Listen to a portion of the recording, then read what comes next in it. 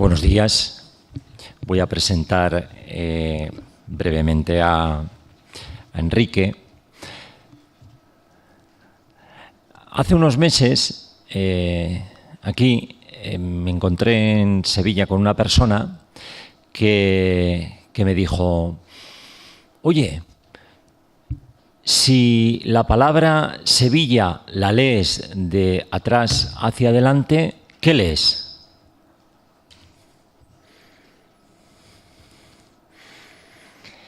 Y dije yo, ahí va, es verdad. Sevilla, leído de atrás hacia adelante, es allí ves.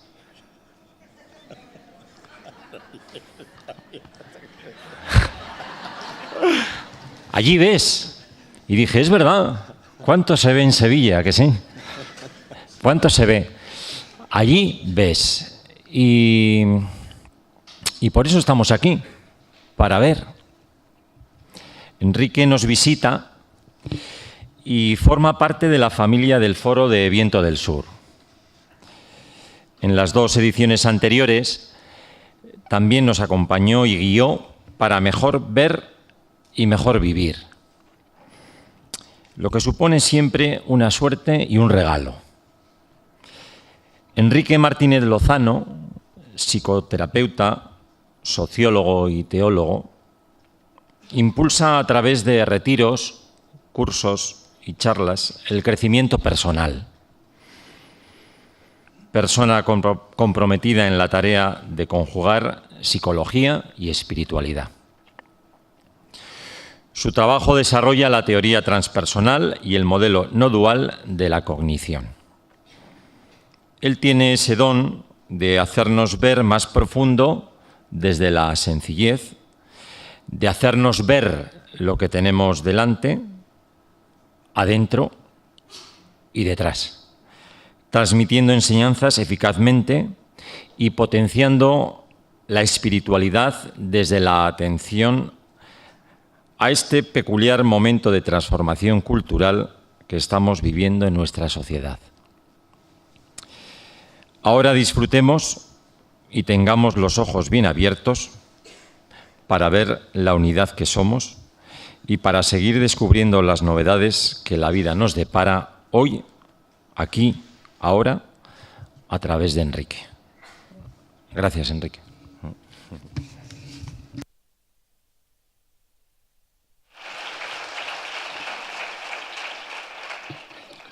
Muchas gracias, Iñaki. No se ve nada, ¿sabéis? Hablando de la vista no veo absolutamente nada. Pero me gustaría empezar agradeciendo a la Asociación Viento del Sur y a todos los colaboradores, porque Antonio decía, y yo soy testigo, de la entrega, la dedicación y hasta la pasión que ponen en la preparación de estos encuentros, de estos foros.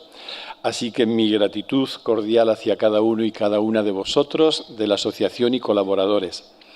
Y junto con la gratitud también una palabra de felicitación por el tema que habéis propuesto para este foro, que me parece que si algo lo caracteriza al tema, al contenido, sería la palabra creatividad.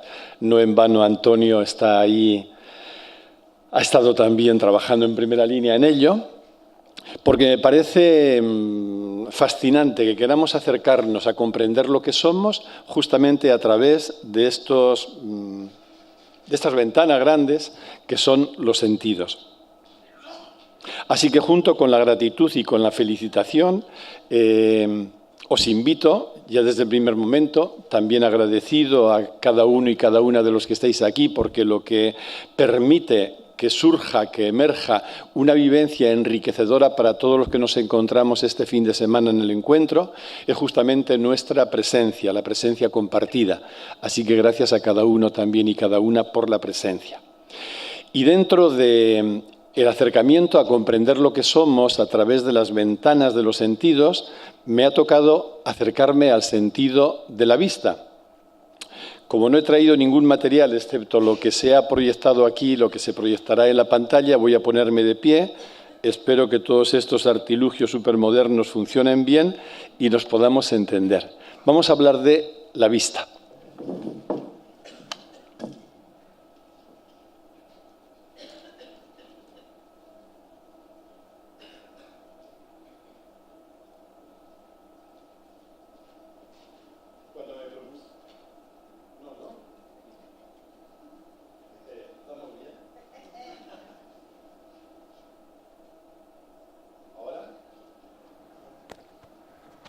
¿Ahora tampoco? O yo tengo una cabeza no estándar y entonces esto no funciona bien. En todo caso, si veo que no funciona bien, aquí hay otro micrófono, estamos bien surtidos. Decía que a la hora de preparar o de poner un título a lo que querría compartir con vosotros y vosotras, me surgió ver para vivir, claves para comprender lo que somos. Porque entendía la vista en el sentido global, profundo, en el que la querría presentar, como algo sinónimo de comprender. No un comprender mental, un comprender intelectual, al que se refería Antonio cuando decía que nuestra mente es profundamente etiquetadora, juzgadora. No hablamos de ese comprender, sino un comprender experiencial o vivencial, es el comprender que nos transforma. Y en ese sentido es como me gustaría utilizar la palabra ver y el acceso a la realidad a través de este sentido de la vista. Y os felicito también por este motivo, por haber elegido un texto precioso y sabio de Mónica Caballé, una mujer sabia, como enmarque de todo el foro. Lo tenéis en el folleto que os han entregado de una forma más extensa, pero dentro del texto completo de Mónica he querido resaltar esta afirmación. Dice ella, Mónica, cabe hablar de una especie de sentidos o de sentir que es algo así como el tacto, la vista o el gusto de lo profundo en nosotros. Y dice ella, igual que hay unos sentidos fisiológicos que nos permiten ver, oler, gustar, tocar, etc., dice hay otros sentidos que a ella le gusta llamar ontológicos, que son los que nos permiten entrar en contacto con lo más profundo en nosotros. Es decir, son aquellos sentidos que nos permiten experimentar, no saber mentalmente, sino experimentar lo que realmente somos. Es decir, todavía de otro modo, son aquellos sentidos que nos permiten responder de una manera adecuada y, por experiencia propia, a la única pregunta que vale la pena: ¿quién soy yo? ¿Quién soy yo? Entonces, la propuesta de este foro, yo creo que también en la intención de los organizadores, que por eso han puesto este texto de Mónica como obertura de todo el foro, la propuesta es acercarnos a los sentidos para ver en profundidad, para comprender quiénes somos y vivirnos en conexión con ellos. Al hablar de la vista, en mi caso particular, yo querría hacer una palabrita de introducción referida a los modos de ver. Porque claro, ¿cómo miramos? ¿Cómo vemos? Podemos mirar y reducirnos solo a lo que es nuestra vista fisiológica, nuestro sentido de la vista, ¿no? Y entonces vemos lo que se toca, lo que se mueve, lo que tiene formas visibles. Podemos también ver solo desde la mente y entonces ahí razonamos, elucubramos y nos quedamos en eso. O quizá podemos ver un poquito más en profundidad. Es decir, hay diferentes modos de ver. Porque los sabios desde siempre han hablado de que en la realidad se dan diferentes niveles. Y es curioso porque esto que los sabios y místicos han hablado a lo largo de toda la historia, actualmente lo plantea también la física cuántica. Como sabéis, la física moderna habla de por lo menos 3 niveles de realidad, y ellos hablan de un nivel aparente, el que nos entra por los sentidos, la vista física, ¿no? El nivel de lo que podemos tocar, experimentar, palpar, etcétera. Hablan por debajo de ese nivel aparente de un nivel que hasta hace 100 años a la ciencia se le escapaba por completo, que es el nivel cuántico, el nivel subatómico, aquello que está por debajo de lo que nuestros sentidos pueden ver. Y son cada vez más los físicos que se atreven a intuir y a afirmar la existencia de un tercer nivel todavía más profundo, que sería el nivel de la información, de la consciencia. Un nivel para entendernos, aunque esto no sea muy preciso, el nivel que está hecho como de un código de instrucciones que es el que hace posible que emerjan los otros dos. Entonces, evidentemente, hay diferentes niveles de realidad. ¿Esto qué significa?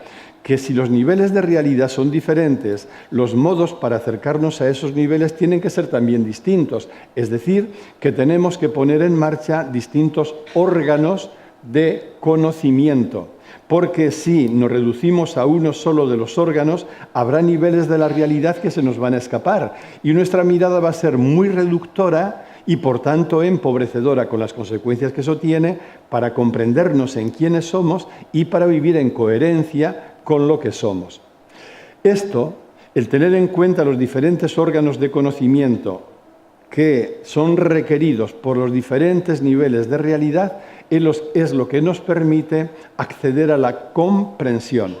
Comprensión es una palabra clave en la sabiduría de toda la historia y en la espiritualidad. Y de nuevo repito, no es una comprensión mental, intelectual, erudita, es una comprensión vivencial y experiencial. Y aquí se ventila todo. Cuando comprendemos, todo se transforma. Y hasta que no comprendemos, no salimos de la confusión y del sufrimiento. Todo es cuestión de comprender, todo se ventila en comprender. Y si me apuráis un poco, luego quizás salga más despacio, en definitiva es comprender la respuesta adecuada a la pregunta, ¿quién soy yo? Y la comprensión es la que nos libra de dos situaciones igualmente también problemáticas y fuente de sufrimiento, que son por un lado la alucinación y por otro la hipnosis. Alucinamos, y esto es una psicopatología, cuando nuestra mente imagina un mundo totalmente ficticio creado por ella sin base en la realidad. Pero en el otro extremo estamos hipnotizados siempre que creemos que las cosas son como nuestra mente las ve. Cuando yo reduzco la realidad a la percepción que mi mente tiene de ella, estoy hipnotizado, estoy como encerrado en la jaula de la mente y no tengo acceso a otra visión que no sea la que la mente me otorga. Y dado que la mente es una fábrica de engaños, dado que la mente, aparte de ser una joya extraordinaria y una herramienta de primer orden, ¿no? Y por supuesto irrenunciable para no caer en la irracionalidad, pero dado que por su propia naturaleza es pues muy reducida la visión que puede ofrecernos. Y por otro lado, es muy engañosa también por sus propias características. Cuando reducimos nuestra visión a lo que la mente nos ofrece, estamos hipnotizados. Y mientras estamos hipnotizados, estamos perdidos también. Pues bien, frente al riesgo de la alucinación y de la hipnosis, la única salida es la comprensión experiencial de lo que somos.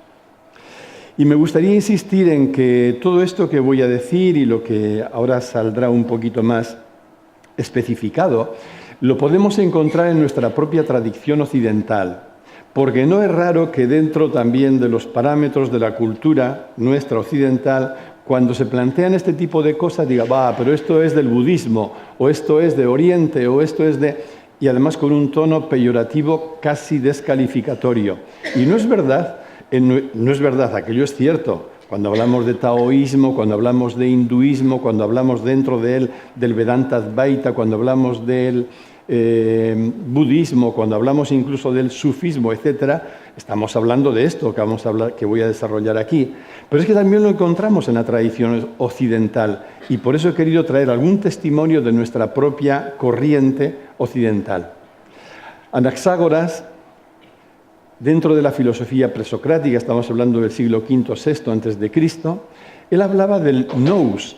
Y el nous, que para él era como el principio del universo, él lo nombraba como una fuente de conocimiento inmediato. Es decir, que hace ya 2500 años ya los sabios griegos en Occidente distinguían entre un conocimiento discursivo, que nosotros hemos desarrollado en la tradición cartesiana, ni os cuento, un conocimiento razonado, mental, casi exclusivamente mental. Frente a él hablaba de un conocimiento inmediato.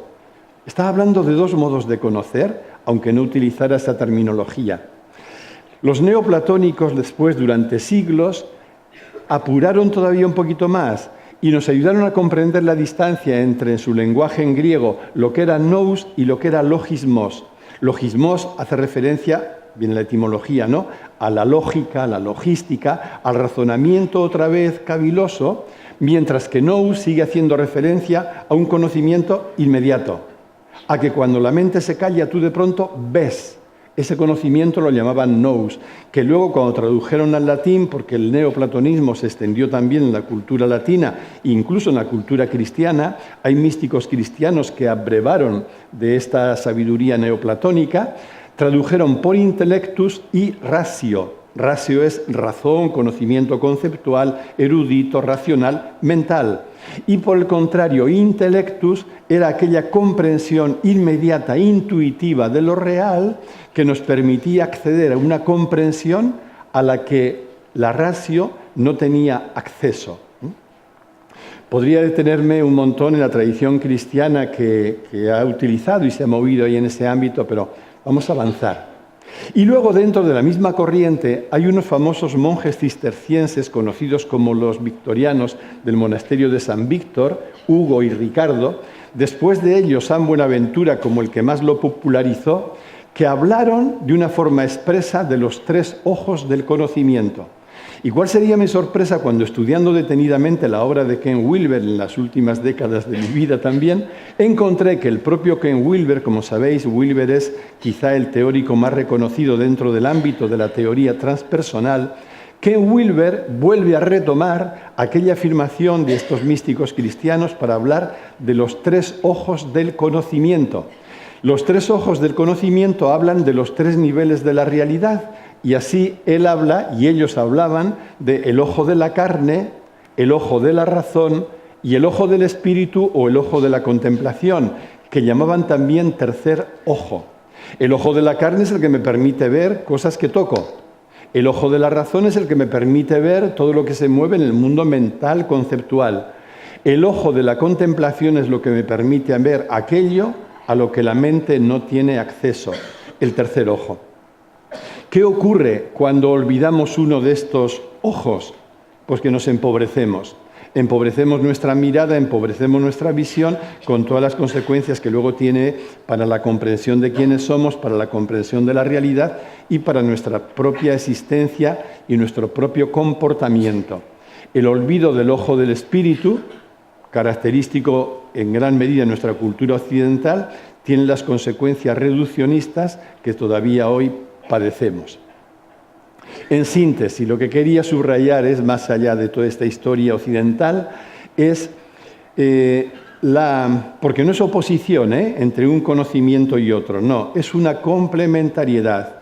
La complementariedad del doble modo de conocer al que tenemos acceso. Hay un conocimiento racional, discursivo, que funciona admirablemente bien en el mundo de los objetos, sean objetos físicos u objetos mentales, y luego está el conocimiento directo, intuitivo, contemplativo, inmediato, como queréis ver, o conocimiento por identidad. Aquel conocimiento que es posible cuando aprendemos a callar la mente y cuando empezamos a conocer aquello que estamos experimentando que somos. De ahí que le llamemos conocimiento por identidad. Lo cual, dicho en un lenguaje quizá más moderno, se traduce en esta expresión.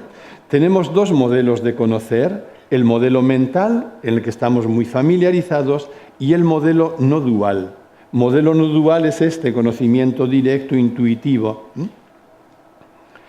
Es el conocimiento por identidad, este modelo no dual, y que a su vez se apoya en un postulado básico, que es el postulado según el cual se afirma la unidad básica de todo. Es decir, en ningún momento negamos que haya diferencias, pero lo que sí comprendemos es que todas las diferencias se encuentran profundamente abrazadas en una unidad mayor. Somos diferentes, pero somos lo mismo. Todo lo que nos entra por los sentidos está caracterizado por diferencias, pero cuando sabemos ver más allá de los ojos físicos, más allá de la mente, apreciamos que todas esas diferencias no solo no están separadas, sino que están compartiendo un mismo fondo, ¿no?, que es el que explica la unidad de todo.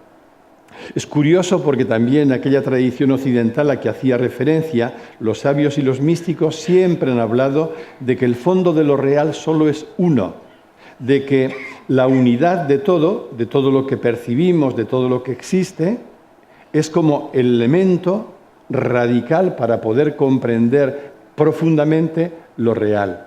Todo es uno, todo es uno. Así se explica, por ejemplo, aquel famoso dicho del oráculo de Delfos, ¿no?, cuando invitaba, conócete a ti mismo, en eso está el secreto de la sabiduría, y añadía, Conócete a ti mismo y conocerás el universo y los dioses. Y desde la mente uno diría, pero ¿cómo si yo me conozco a mí, esto me va a permitir conocer el universo entero? ¿Cómo me va a permitir conocer a los dioses? La explicación es esta. Este conocimiento del que estamos hablando, cuando tú conoces el fondo de lo que eres, experimentas que ese mismo fondo no es distinto del fondo de todos los seres. Por eso quien conoce lo que es, está conociendo todo lo que es. Algo se nos ha colado aquí. Vamos pues con el sentido de la vista. Decía una vez más que tal como lo utilizamos aquí, ver es sinónimo de comprender. Y se trata de comprender quiénes somos, porque ahí se encuentra el origen y la clave de todo lo demás. Comprender quiénes somos, repito una vez más, es responder adecuadamente a la única pregunta decisiva: ¿quién soy yo? Respuesta que no vendrá de los ojos físicos, que no vendrá del ojo de la razón, de la mente, que vendrá de más allá. Pero todo, es una cuestión de comprensión. Y justamente en esto consiste la espiritualidad. La espiritualidad no es nada más que, al margen de cualquier creencia, de cualquier religión, La espiritualidad no tiene que ver con religiones. La espiritualidad tiene que ver con conocimiento, tiene que ver con sabiduría, tiene que ver con comprensión. Entonces, la espiritualidad así planteada en su sentido más genuino no es nada más que una tarea de autoconocimiento. Por eso la espiritualidad también se puede plantear como aquella sabiduría que nos ofrece la respuesta adecuada a la pregunta ¿quién soy yo? Eso es la espiritualidad. Una persona espiritual es una persona que comprende, una persona que ve con el tercer ojo, una persona que sabe quién es, la persona que responde adecuadamente a la pregunta ¿quién soy yo? Esta tarea de autoconocimiento, que es la tarea de la espiritualidad, no siempre es fácil, porque implica dos actitudes que no resultan cómodas a nuestro cerebro ni a nuestro ego. Esas dos actitudes, que es la que hace que sea una tarea con frecuencia exigente, son: primero, nos obliga a desnudarnos de aquello que creemos ser, es decir, a dejar caer imágenes. Y claro, cuando nos hemos pasado, luego volveré sobre ello al hablar de la psicología, cuando nos hemos pasado toda nuestra vida queriendo construir una imagen y queriendo ofrecer una imagen determinada, y de pronto te ves en una situación en la que tienes que desprenderte de imágenes, es normal que aparezcan todas las resistencias del mundo. Por eso el trabajo de la espiritualidad es exigente, no es fácil de entrada, y encontrará resistencias, porque nos va a desnudar de todas las imágenes. Queda muy bien decir, ¿qué buscas tú en la vida? Y dice, yo busco la verdad, y esto suena genial, pero cuando buscar la verdad implica este desnudamiento o autodesnudamiento, entonces ahí ya saltan las defensas, ¿no? Se necesita mucha determinación para avanzar en el camino espiritual por este motivo. Pero no solo porque nos desnuda de las imágenes que nos habíamos construido, sino porque nos desinstala de aquello a lo que nos habíamos aferrado. Nos aferramos a todo tipo de creencias, porque como el ser humano no puede nunca obviar la seguridad, la necesidad de seguridad, vamos poniendo seguridad en aquello que creemos que nos lo puede otorgar. Y dentro de las diferentes realidades en las que nuestra mente puede proyectar su seguridad, una de ellas son las creencias. Yo tengo determinadas creencias. Cuando hablo de creencias no me refiero solo a creencias religiosas, aunque las creencias religiosas sean fuente de seguridad, sino todo tipo de creencias, ¿no?, con las que funcionamos habitualmente en la vida cotidiana, aun las creencias más insignificantes. Cuando yo quiero acercarme a la verdad de lo que soy, forzosamente tengo que dejar caer todas las creencias que tengo. Porque si no dejo caer las creencias se convierten en un obstáculo para encontrarme con mi verdad. Las creencias son como en mi pueblo cuando éramos niños y íbamos a trabajar al campo, los animales, las mulas, los burros, llevaban unas anteojeras. El objetivo de las anteojeras era que el animal no viera nada más que delante de sí 2 metros para que no se asustara por las cosas que pudieran ocurrir a su derecha o a su izquierda. Toda creencia en nuestra mente funciona como una anteojera, porque la creencia solo me permite ver lo que la creencia deja, y lo que cae fuera de la creencia se me escapa porque las anteojeras no me permiten verlo. En este sentido es en el que digo que todas las creencias, de cualquier tipo que sean, nos impiden abrirnos a la verdad, son un obstáculo para abrirnos a la verdad. Entonces, si lo que aquí se ventila es comprender la verdad de lo que somos, antes o después, más antes que después, tendremos que desprendernos de las creencias. No en una actitud de despecho o de rebote, no. Quizá, por lo menos en mi caso, ha sido con muchísima gratitud a lo que las creencias me han aportado, pero que llega un punto en que tienen que caerse si uno quiere avanzar. Cuando hablamos de la vista, nos podemos preguntar, ¿y cuando yo miro a mi interior, qué ocurre? Y aquí nos encontramos, tanto en el plano físico como en el psicológico, 2 posibles riesgos.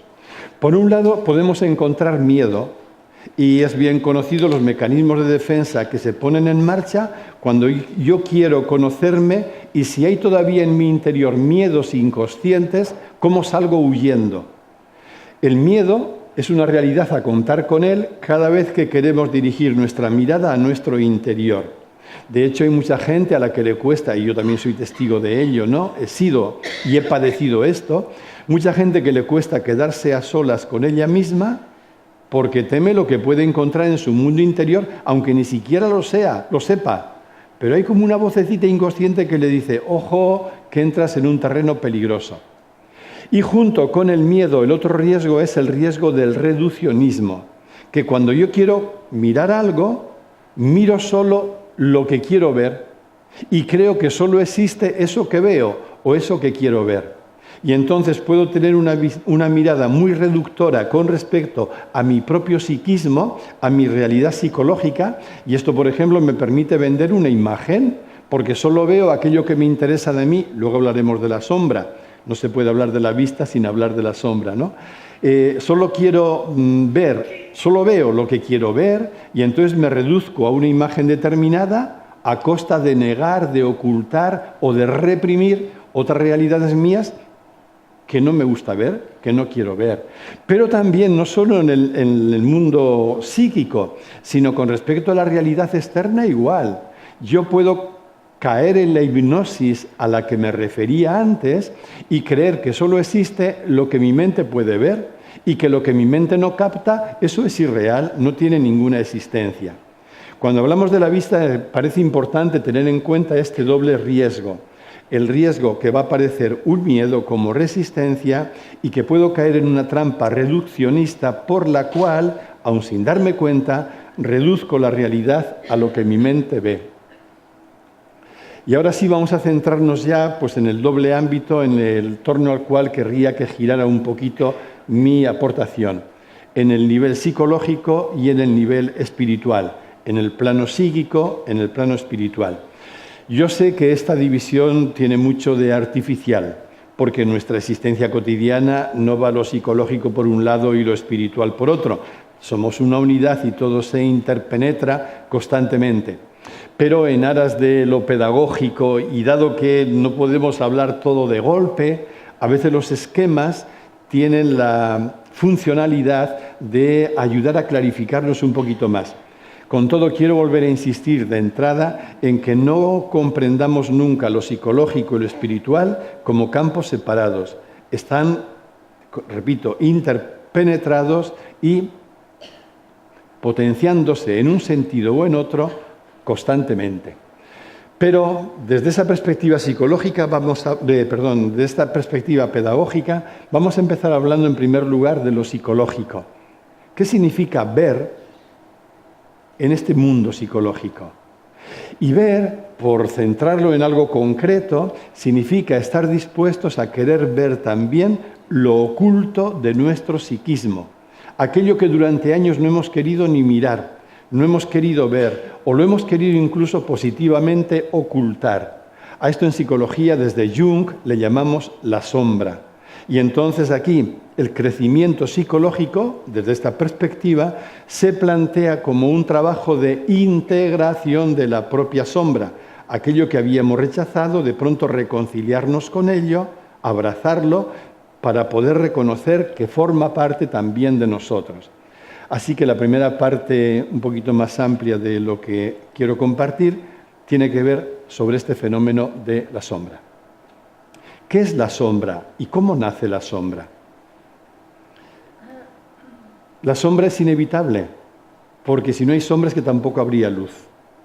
Aquí yo estoy un poco a oscuras y veo sombras, pero veo sombras porque hay luces. Quiere decir que donde hay luz siempre habrá sombra. Luz y sombra son la cara y la cruz de la realidad. Como sabéis, toda la realidad manifiesta es una realidad polar. Donde hay día, habrá noche. Donde hay placer, habrá tristeza. Donde hay... Todo es así. Pues también en nuestro psiquismo, la sombra nos acompañará siempre, porque la sombra es la otra cara de la luz. Una persona que no tuviera sombra sería una persona en absoluto luminosa, o sea, una persona cegada. Digo esto de entrada primero para no ver la sombra como una etiqueta de las que hablaba Antonio antes, peyorativa, para no juzgarla como algo negativo y para comprenderla como un hecho objetivo que no tiene nada de malo. Lo malo estará en otras cosas que luego veremos también. ¿Qué es entonces la sombra? Una definición así rapidita de la sombra podría ser más o menos esta. La sombra es todo aquel material psíquico que a lo largo de nuestra vida, desde muy chiquititos, hemos negado, hemos ocultado, hemos reprimido, hemos enajenado, hemos querido quitar del medio todo ese material. Fijaos que cuando hablamos de material psíquico, estamos hablando de energía. No son cosas inertes que yo puedo dejar de lado y no pasa nada. Es energía y energía que me caracteriza y que me pertenece. Es energía en forma de sentimientos, en forma de emociones, en forma de reacciones, en forma de percepciones. Y toda esa energía, por los motivos que sea, yo la he ocultado, la he negado, la he rechazado, la he reprimido, me he alienado de ella. Eso sería la sombra. ¿Y cómo se forma la sombra? ¿Cómo nace?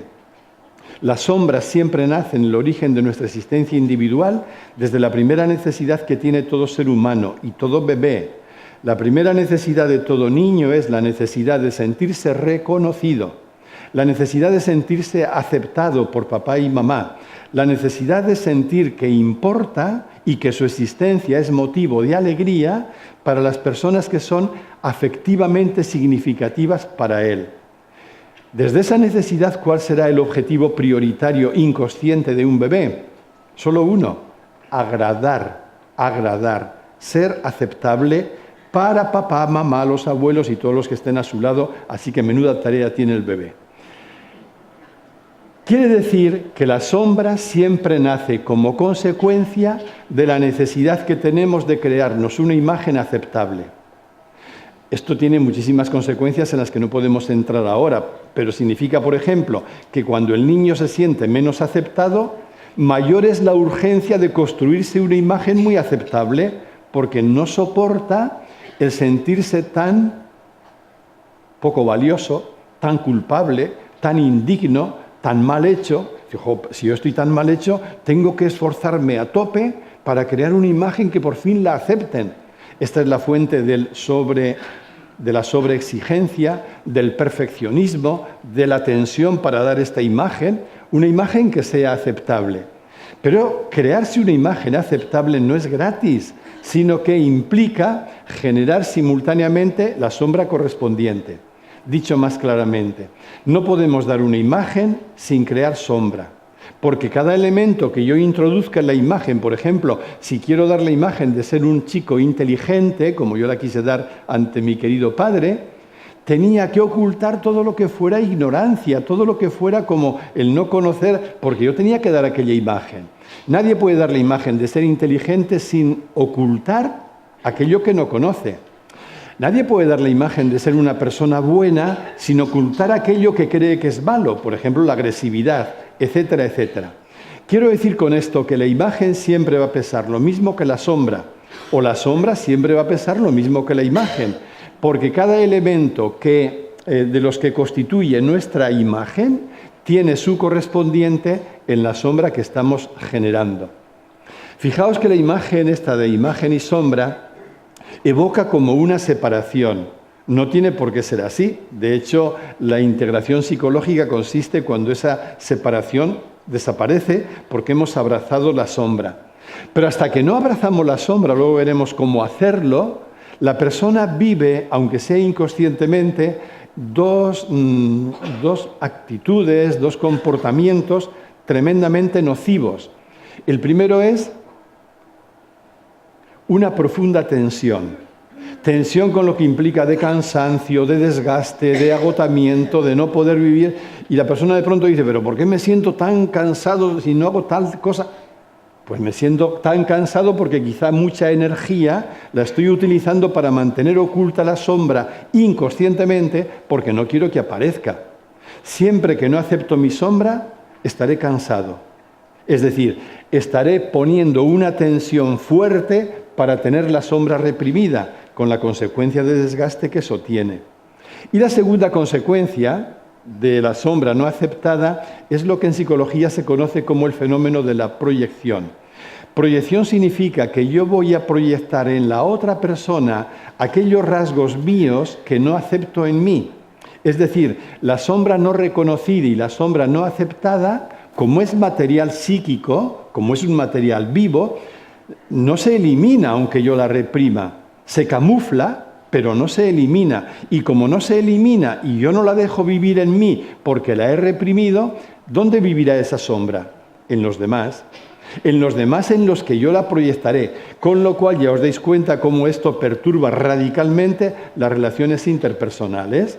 Porque cuando yo inconscientemente estoy proyectando en una persona aquello mío que rechazo, estoy poniendo un filtro. Y ya no estoy viendo a la persona objetivamente tal como es. Estoy viendo a la persona vestida con aquellos harapos que en mí he rechazado y que los he colocado. Y de pronto la persona me empezará a caer mal y diré, pero este tío me resulta insoportable. ¿Y por qué me resulta insoportable? Si a lo mejor es la primera vez que lo veo. Porque no me he dado cuenta, pero estoy proyectando en él inconscientemente. Todo esto se hace sin mala fe, se hace inconsciente. Estoy proyectando en esa persona inconscientemente algo mío que he rechazado. Entonces, las consecuencias de ignorar la propia sombra, y estamos hablando de ver en profundidad, son graves. Yo enumeraría las siguientes. En primer lugar, ignorar mi sombra me impide conocerme. Yo podré conocer mi imagen, la imagen que quiero dar. Imagen es lo mismo que ego, ¿no? Pero no conoceré toda mi realidad. Me faltará la media naranja. Si la imagen y la sombra pesan lo mismo y solo conozco la imagen, no me conozco entero. En segundo lugar, estaré negando la mitad de mi verdad. Y yo hasta puedo presumir de que quiero conocerme, conocer mi verdad, pero si no abrazo la sombra, si no me encuentro con ella, estaré negando la mitad. Viviré una fractura interior. Me sentiré interior roto con el malestar que eso supone y diré, ¿y yo por qué me siento tan mal por dentro? Roto entre la imagen que reconozco y la sombra que estoy negando u ocultando. Viviré, como decía antes, con tensión, con estrés y finalmente con agotamiento, porque el desgaste energético que supone mantener la sombra oculta, antes o después siempre pasa factura. Seré esclavo de la imagen, porque claro, si yo lo que quiero dar es una imagen aceptable para ser querido o reconocido, entonces automáticamente me convierto en esclavo de esa imagen, porque tengo pánico de que si esa imagen se cae, yo deje de ser aceptado, ¿no? En el fondo, fijaos, hay una creencia cruel, pero cruel y muy frecuente en los niños, ¿no? La creencia de que tal como soy no estoy bien. Tal como soy, no soy adecuado. Tal como soy, no puedo ser amado. Esa creencia hace estragos, ¿vale? Esa creencia es la que luego nos lleva a esclavizarnos ante una imagen de la que creemos que depende que los demás nos acepten. Y proyectaré fuera lo no aceptado. Todo lo que no acepto en mí, lo proyectaré en los demás antes o después, porque tiene que vivir en algún sitio. Eso nos llevará finalmente a complicar gravemente las relaciones y a ser tremendamente injustos con los demás, porque estaremos achacando al otro aquello que en mí no está reconocido ni aceptado. Solo con ver las consecuencias que tiene el hecho de ignorar la propia sombra, a mí me parece, se convierte en motivación para ponernos en marcha, para poder comprenderla y conocerla hasta el final.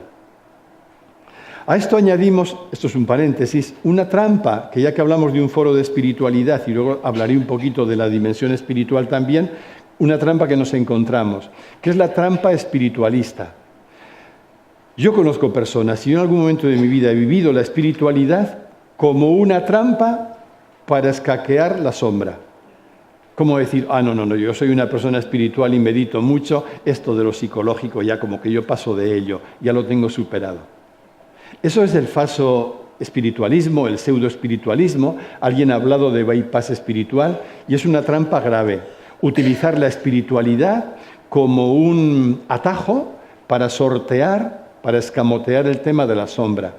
Y de paso se utiliza esta falsa espiritualidad para alimentar el narcisismo, porque la espiritualidad, entre comillas, la falsa espiritualidad, me permite crearme un paraíso narcisista a mi medida. ¿Por qué ocurre esto? Porque el yo, que se apropia de todo, se puede apropiar también de la espiritualidad y creerse que es especial porque ya es una persona espiritual.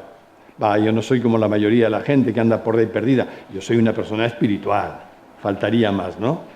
Esto lo dirá con mucho humor nuestro amigo Fidel, yo creo, esta tarde o mañana, no sé cuándo le toca.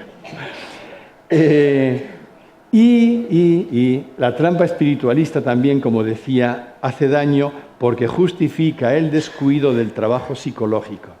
Yo no sé si proyecto, porque al final la proyección es un mecanismo tan extendido, si proyecto cuando hablo mucho de espiritualidad, de psicología en foros de espiritualidad, pero no sé hacerlo de otra forma. Digo no sé si proyecto porque como yo he tenido que hacer y tengo que hacer muchísimo trabajo psicológico con mi persona, no entiendo un trabajo espiritual que no vaya acompañado de un correspondiente trabajo psicológico. Más aún, lo veo muy peligroso. Y cada vez conozco más, entre comillas, maestros espirituales que abominan de la psicología y del trabajo psicológico y luego veo las consecuencias nefastas que eso tiene. Yo creo que en esta unidad que somos no puede haber trabajo espiritual que no vaya de la mano del trabajo psicológico y a la inversa. Solo cuando vemos ambas estamos viendo en profundidad, accedemos a ver completamente. ¿Qué hacer con la sombra entonces? Pues es muy sencillo. Sencillo de decir, otra cosa el trabajo que nos lleve, como la tengamos reprimida. Primero es comprender que la sombra nunca es mala. Lo único malo es no conocerla y no aceptarla. La sombra es un regalo, la sombra es nuestra media naranja, es energía nuestra que hemos ocultado o negado o rechazado, pero es valiosa. Entonces, lo que tenemos que hacer con la sombra es conocerla, comprender hasta donde yo pueda cómo se ha formado en mi vida y aceptarla, abrazarla, reconciliarme con ella. Reconciliarme. Una segunda cosa a hacer con la sombra es conocerla, y para conocerla hay algunas claves. Al final daré un librito por si a alguien le interesa este tema y quiere profundizarlo, aquí solo nombrarlo. Unas claves para conocer mis sombras serían, en forma de pregunta, estas siguientes preguntas. Primero, ¿qué me cuesta aceptar de mí mismo y de los demás? Todo lo que me cuesta aceptar de mí y de los otros forma parte de mi sombra no reconocida, porque si no fuera sombra no me costaría aceptarlo. Es lo que hay. Otra pregunta en la misma línea. ¿Qué busco ocultar acerca de mí o qué quiero que no se sepa de mí? Hay cosas que no me importa que los demás sepan de mí, pero hay cosas que digo, no, esto que ni se enteren. Eso que yo oculto de mí y que no quiero que los demás conozcan, remite directamente a mi sombra. Otra pregunta. ¿Qué me altera o qué me crispa emocionalmente de los demás? Todo lo que me altera emocionalmente de los demás forma parte de mi sombra, porque si no fuera mi sombra no me alteraría. El otro puede hacer lo que le dé la gana. Yo puedo estar en acuerdo o en desacuerdo con lo que hace, eso es legítimo. La clave está en la palabra plus. Cuando mi alteración, mi crispación tiene un plus emocional, Ese plus me está diciendo que han tocado algo herido en mí y que han tocado mi sombra. En definitiva, lo que me altera nunca es algo externo. Lo que me altera es mi sombra, porque el otro me está haciendo de espejo, el otro, o una circunstancia, o una situación, o lo que sea, me está haciendo de espejo en el que veo la sombra que en mí todavía no he reconocido. Y finalmente, a mí lo que más me ha ayudado en mi vida desde los años 80 a trabajar mi sombra es esta última pregunta que luego presentaré en un esquema. La pregunta es, aun sin darme cuenta, ¿qué imagen quiero dar de mí en los diferentes sectores de mi vida? Con mi familia, con mis amigos, en mi trabajo, ahora que estoy delante de este foro admirable. ¿Qué imagen quiero dar de mí aun sin darme cuenta? Y nombrarla. Yo quiero dar la imagen de un hombre inteligente, de un hombre bueno, de un hombre seguro, de un hombre ecuánime, de un hombre... Muy bien. Y luego la segunda parte de la pregunta es, ¿y para dar esa imagen, qué elementos tengo que ocultar o rechazar de mí? Porque como la imagen no es gratis, algún elemento tengo que rechazar, como decía antes, ¿no? Para mí esta pregunta, ¿qué imagen quiero dar y qué elementos tengo que rechazar?, me aportó muchísima luz y me ayudó a conocer mi sombra y a empezar a abrazarla. En esquema sería esto. Si queréis y tenéis motivación en 2 columnas, podéis escribir en la columna de la izquierda qué imagen quiero dar en los diferentes aspectos. Y en la derecha, para dar esa imagen, ¿qué tengo que ocultar, rechazar o negar? La primera columna refleja mi imagen y la segunda mi sombra. Y algunos ejemplos, pero puede haber 1000, cada cual sabrá los suyos. Esto tiene bastante de autobiográfico, pero no lo digáis, Pero, por ejemplo, si yo quiero dar la imagen de un hombre fuerte, porque mi padre de niño decía, tienes que ser machote, y yo te querré cuando seas machote, ¡jope! Pues yo una imagen aceptable para mi padre es ser fuerte. Esto me costó la vida casi, porque tuve que negar mi debilidad y tengo muchísimas debilidades. Pero no podía dar la imagen fuerte sin negar la debilidad. Si quiero dar la imagen de un hombre amoroso, tuve que esconder mi agresividad. Si quiero dar la imagen de un hombre seguro, tengo que esconder mi inseguridad. Y delante de vosotros un poquito la escondo. No, poquito. Si quiero dar la imagen de un hombre autosuficiente, tengo que negar mi fragilidad. Si quiero dar la imagen de un hombre inteligente, tengo que negar mi ignorancia. Si quiero dar la imagen de un hombre alegre, tengo que ignorar mi tristeza. Si quiero dar la imagen de un hombre inteligente, tengo que ignorar mis dudas y mi ignorancia. Si quiero dar la imagen de un hombre íntegro, tengo que negar todo lo que suene incoherencia. Si quiero dar la imagen de un hombre perfecto, que durante años fue mi tortura, tengo que negar lo que sean errores. No me permitía un solo error y además no permitía que los que estuvieran a mi lado fueran también imperfectos. Etcétera, etcétera, etcétera. Por ahí va. Y si hemos visto las consecuencias nefastas de ignorar o reprimir la sombra, no conocerla, ¿cuáles son los frutos que nos regala el trabajo de integrar la propia sombra? A mi modo de ver, se pueden nuclear en 4 bloques. El primero es un crecimiento en integración psicológica. Esto de lo que todo ser humano tiene tanto anhelo, ¿no? Unificación, armonía, descanso, paz. Sentirte uno por dentro, sentirte armonioso, en paz contigo mismo. Un segundo bloque, fruto de la integración de la sombra, es la limpieza en las relaciones. La limpieza en las relaciones porque si la sombra lo que hace es filtro que me distorsiona la imagen del otro, cuando yo mi sombra la tengo aceptada y reconocida, veo al otro limpiamente. Un tercer bloque es cuando trabajamos la sombra, se potencia exponencialmente nuestra creatividad, porque se libera mucha energía.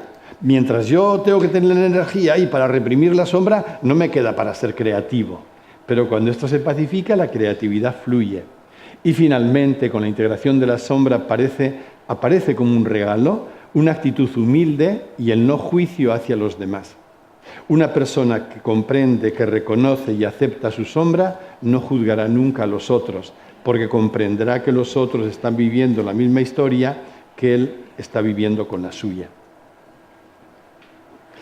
Cuando hablamos de la sombra, podemos correr el riesgo, porque nuestra mente etiquetadora tiende a ser reductora también, de que todos somos sombra e imagen. Y al final parece que... Pero no solo somos sombra e imagen. Tanto la imagen como la sombra son un fenómeno mental, es decir, del cuello para arriba. Aquí en el cuello, en la cabecita, se localiza la imagen que queremos dar y se localiza la sombra que hemos reprimido, que hemos ocultado. Pero no solo somos eso. Lo que somos fundamentalmente es valor y bondad. Valor y bondad. Sea cual sea nuestra lucha con la sombra y el momento en el que nos encontremos, sea como haya sido nuestra historia psicológica con todo el sufrimiento que haya encadenado, todos nosotros somos seres valiosos y buenos por el simple hecho de ser. Claro, cuando en lugar de vernos valiosos y buenos, quienes estuvieron a nuestro lado porque no supieron hacerlo de otro modo, nos vieron como o nos hicieron sentir indignos o nos hicieron sentir culpables, de pronto cuando empezamos a mirar a nuestro interior, yo no vi mi valor ni mi bondad de niño. Yo veía que no estaba bien hecho, que no era adecuado, que no podía ser querido, que no podía ser amado, que yo era malo, que era culpable. Eso es lo que veía, pero no porque fuera eso, sino porque las losas que se habían colocado encima de mi valor y de mi bondad me impedían el acceso a ver lo que en el fondo soy. Y esto, fijaos, y aquí empalmamos ya con la dimensión espiritual, no solo produce el daño terrible de consecuencias devastadoras de que la persona no se ve buena y valiosa a nivel psicológico, sino que nos lleva también como a desconectar de nuestra verdadera identidad. Esto Mónica Caballé lo desarrolla admirablemente, ¿no? Nos lleva a desconectar de la identidad, porque no es que tengamos valor, no es que tengamos bondad, es que somos valor, es que somos bondad, es que somos plenitud. Pero claro, cuando un niñito que podría abrirse a experimentarse como plenitud, a no confundir su personalidad con su identidad. Cuando un niñito quiere abrirse a eso, si las experiencias que tiene son de que lo han visto como no digno o como culpable, desconecta radicalmente de su identidad y ahí empieza toda nuestra historia de sufrimiento sin solución hasta que no abordamos todo ello. Y para ir terminando ya, en el segundo nivel, solo repito, en este plano pedagógico, ¿no? Desde el nivel espiritual. ¿Qué significa ver? Decía que en el plano psicológico, tal como lo he planteado aquí, es mucho más amplio, ¿no? Se trata de ver sobre todo aquello que hemos ocultado, o que estamos ocultando, o que hemos rechazado. Ver la sombra, conocerla, aceptarla, integrarla, abrazarla, todo lo que he dicho. Y en el plano espiritual, ¿qué significa ver? Para poder acceder a la comprensión, recordad la palabra mágica, todo es comprensión. ¿Qué significa ver desde el plano espiritual? Significa ver más allá de la mente. Porque si no, estaríamos reducidos al segundo ojo, al ojo de la razón, pero el ojo de la razón no ve más cosas. De ahí que los sabios hayan repetido por un lado y por otro que necesitamos silenciar la mente si queremos ver con claridad. No puede haber una mirada clara de lo real, una mirada en profundidad de lo real, mientras la mente no esté acallada, no esté silenciada. Por eso un dicho hindú muy repetido, muy antiguo, dice: es muy importante pensar, pero es infinitamente más importante no pensar. Aprender a no pensar. Y en la tradición cristiana esto se ha nombrado con una expresión también muy significativa. Han hablado los místicos cristianos del conocimiento silencioso. El conocimiento silencioso no es un silencio de la boca, de ruidos, es un conocimiento de silencio a través del silencio de la mente. El conocimiento silencioso hace referencia al silencio mental. Y si os dais cuenta, esto es meditar. Aparte de que la meditación etimológicamente sea un estado de consciencia, etc., pero así en el sentido habitual, coloquial del término, meditar significa entrenarnos en acallar la mente, entrenarnos en silenciar la mente. ¿Y eso para qué? Para poder ver más allá de ella, para poder ver con claridad. Gracias a silenciar la mente, pasamos del estado mental, que es aquel estado de consciencia en el que estamos cuando estamos reducidos a la mente, a lo que podemos llamar estado de presencia. Al final yo creo que el camino de la sabiduría o el camino espiritual consiste en esto, en quitar mente y poner consciencia. Quitar mente no porque la mente sea mala, hemos reconocido su lugar, muy valioso, pero su lugar. El camino espiritual consiste en pasar del estado mental al estado de presencia. Y la pregunta ahora elemental sería, ¿dónde estás ahora? ¿Yo dónde estoy ahora? ¿Estoy en un estado mental o estoy en un estado de presencia? Presencia es sinónimo de plenitud. Mente es sinónimo de hipnosis. ¿Dónde estoy ahora? En cualquier momento del día podemos entrenarnos a pasar del estado mental al estado de presencia. Y desde el estado de presencia utilizaremos la mente, incluso mucho mejor que antes y hasta con mayor creatividad. Pero ¿dónde estoy? ¿Dónde estoy? Os deseo de corazón y me deseo que el trabajo de este fin de semana del foro nos ayude a anclarnos un poquito más en el estado de presencia, porque esa es nuestra casa, esa es nuestra identidad. Esto requiere activar la mirada del tercer ojo, recordad el ojo de la contemplación, ¿no? Que nos permite ver en profundidad. Porque la mente nunca me dice quién soy, no puede decírmelo. La mente lo que me dice es lo que ella piensa que soy. Es decir, la mente no da respuesta a la pregunta ¿quién soy yo? La mente me da un relato acerca de quién soy yo.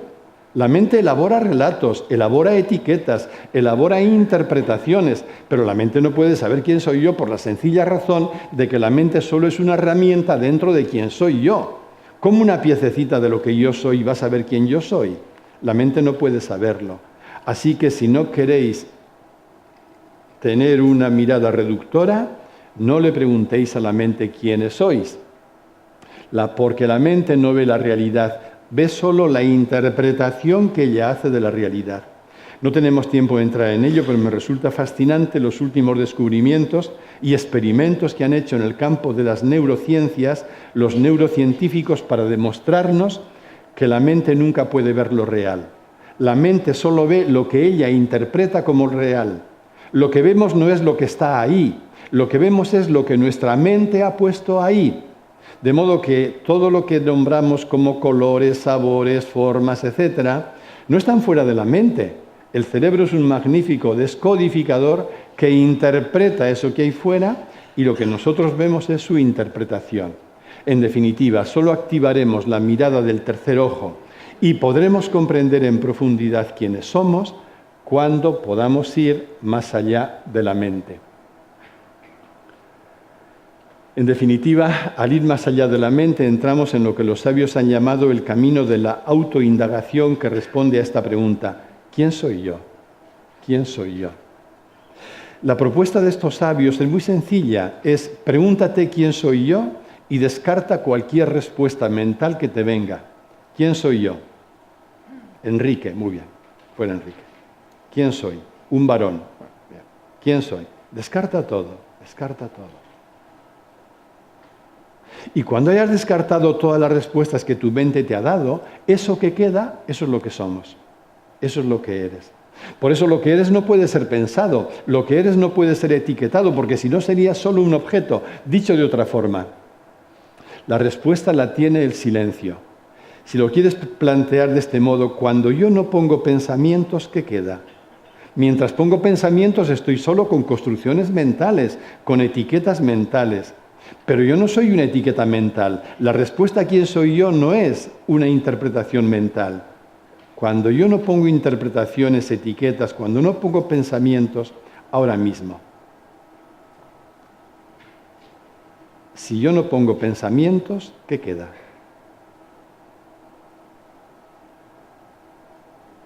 No queda nada más que atención desnuda, pura atención. Eso que se da cuenta. Eso que se da cuenta, atención desnuda, es lo que nombraba antes como estado de presencia. Eso es lo que somos. Eso es lo que nos permite contemplar el tercer ojo cuando no quedamos atascados en el ojo de la mente también. Y ya para terminar, os querría, perdonad que sea un poco extenso y queda demasiadas palabras, he tratado de recoger en 12 pasos que nos permiten ver y vivir lo que somos en profundidad. he tratado de que fuera un poco pedagógico, no sé si lo he logrado.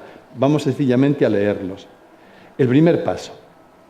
Imagina que te ocurre algo o de que recibes una noticia que te altera más o menos intensamente. No sé si esto os pasa alguna vez, a lo mejor no, ¿no? Algo te ocurre y de pronto te sientes alterado, aún sin saber por qué. O te dan una noticia, yo pongo algún ejemplo mío, pero me los guardo. Te dan una noticia y te altera. Un punto. Segundo lugar. Cuando eso ocurre, lo que sueles experimentar es dolor, o desagrado por lo menos, ¿no? Y frecuentemente con el dolor, según el perfil psicológico de cada cual, puedes experimentar rabia, miedo, pena, culpa, angustia, sentimientos completamente legítimos, y que es muy importante no reprimir. Luego no habrá que reducirse a ellos, pero vienen solitos, no son elegidos. Es importante reconocer que el motivo, sin embargo, en contra de lo que parece, no es lo que ha ocurrido, no es la noticia que te ha llegado, sino el hecho de que están frustrando el guión de nuestro ego. Es decir, el hecho de que yo estoy deseando desde el ego que las cosas ocurran como me agrada, y cuando algo no responde a lo que a mí me agrada, automáticamente me siento frustrado con todas las consecuencias que vi ahí. Esto es muy del ego, ¿eh? Al ego le encanta el verbo debería. Esto debería ser así, o aquello no debería ser así, igual que le encanta tomarse todo personalmente. Pero el ego significa que tiene un guión. Cuando yo tengo un guión de que esto debería ser así y de pronto me llega una noticia de que ha sido asá, automáticamente este desfase el ego lo vive como frustración con todas las consecuencias. Pero es muy importante señalar que el problema nunca está en lo que ocurre, sino en cómo interpreto lo que ocurre. Ahí está la clave, la interpretación. En cuarto lugar, por tanto, esto significa que mientras dure mi identificación con el yo, no hay solución. Porque si mi yo quiere que las cosas sean así y de pronto las cosas han sido asá, mientras yo no reelabore toda esta historia del yo, en definitiva, mientras yo no comprenda que no soy este yo que tenía su guión y me desidentifique de él, aquello otro no tendrá solución. Añadido a esto el hecho de que siempre que estoy identificado con el yo, me tomo todo personalmente.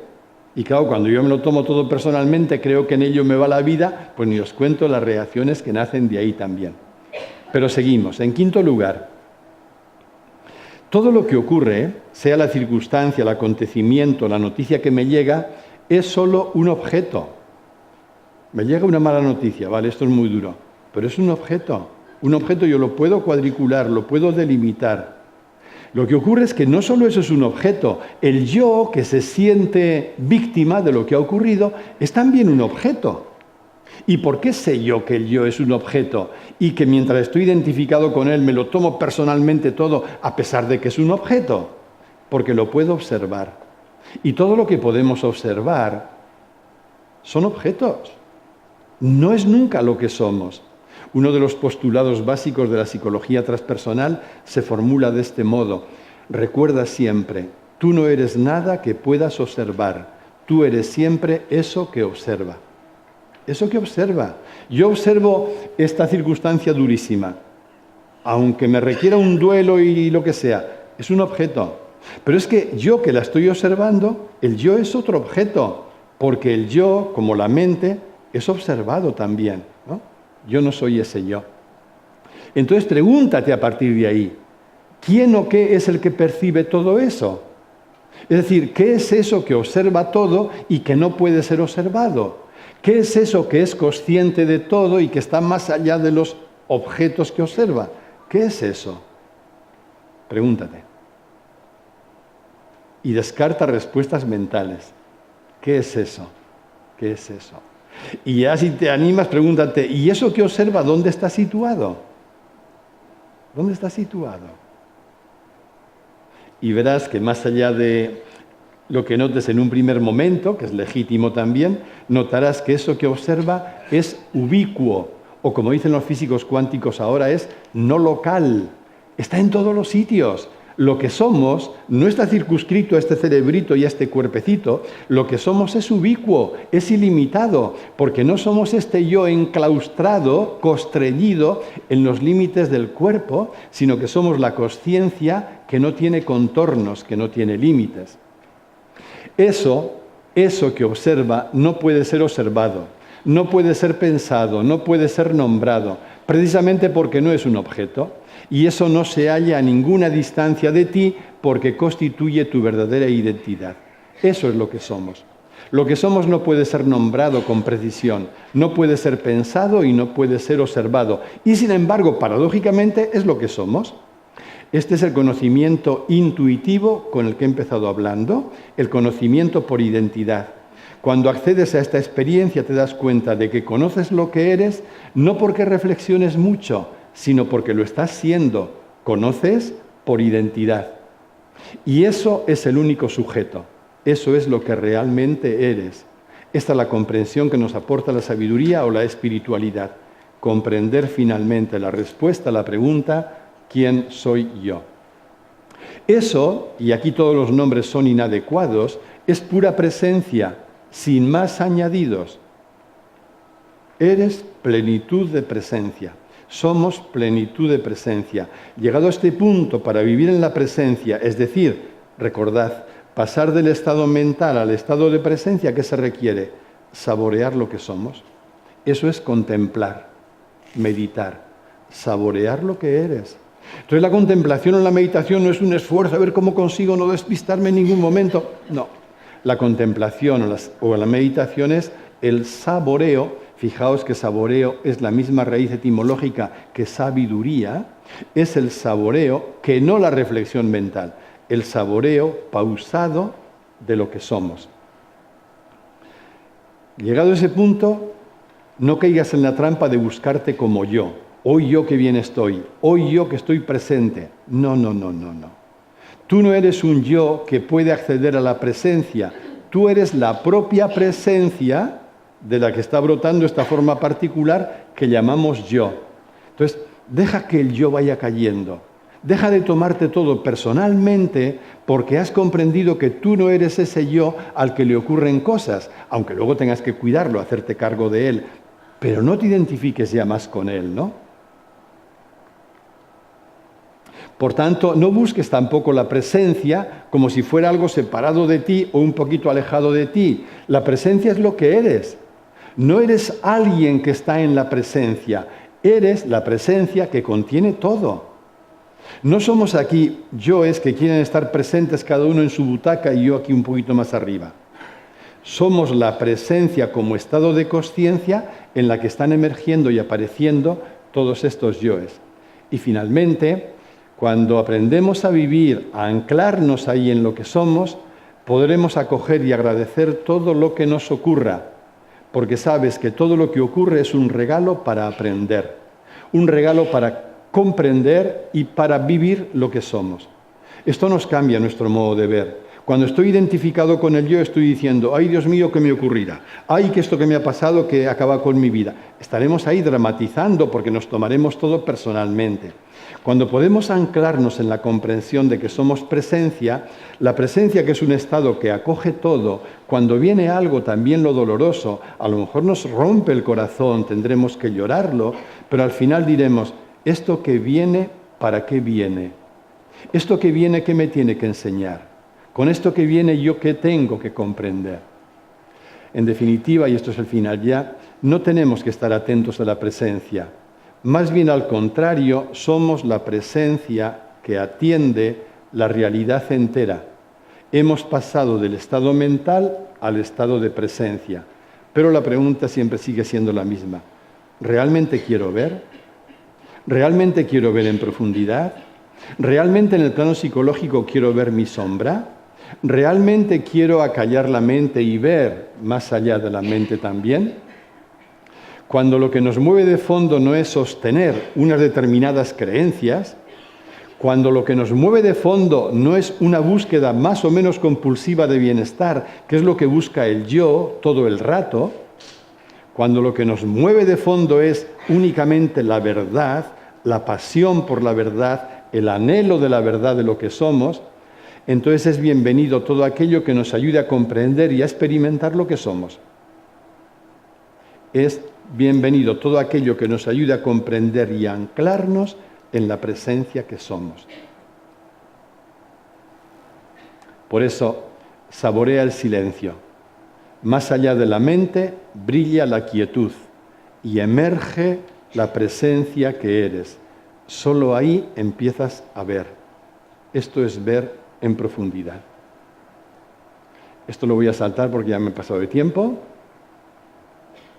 Si os ayuda a avanzar en lo que he compartido, os puedo ofrecer 2 libritos. Uno es este, que acaban de reeditar en Arcea, Nuestra cara oculta, que se ciñe más en toda la dimensión del trabajo psicológico y que responde a esas preguntas que he querido abordar antes. Y el otro, ya desde el ámbito un poco más extenso de la espiritualidad, es este, otro modo de ver, otro modo de vivir, invitación a la no dualidad. En ambos libros está mucho más detenidamente explicado aquello que he dado por supuesto, pero en lo que se apoya las afirmaciones que en este encuentro he acabado de hacer. Y luego hay un librito en el que estoy poniendo toda la pasión de mi corazón, eso me cuesta poco a la hora de escribir, que se llaman Metáforas de la no dualidad y que quiere acercarnos a ver señales para ver lo que somos, pero a través de metáforas, porque puede resultar un poquito como más pedagógico también. Así que muchísimas gracias por vuestra atención.